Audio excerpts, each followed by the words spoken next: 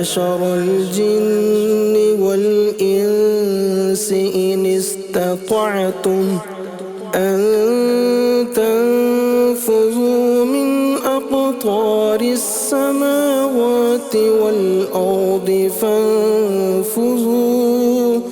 لا تنفذون إلا بسلطان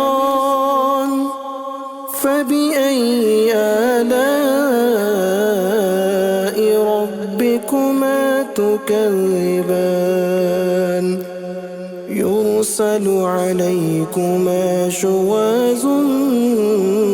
من نار ونحاس فلا تنتصران فبأي آلاء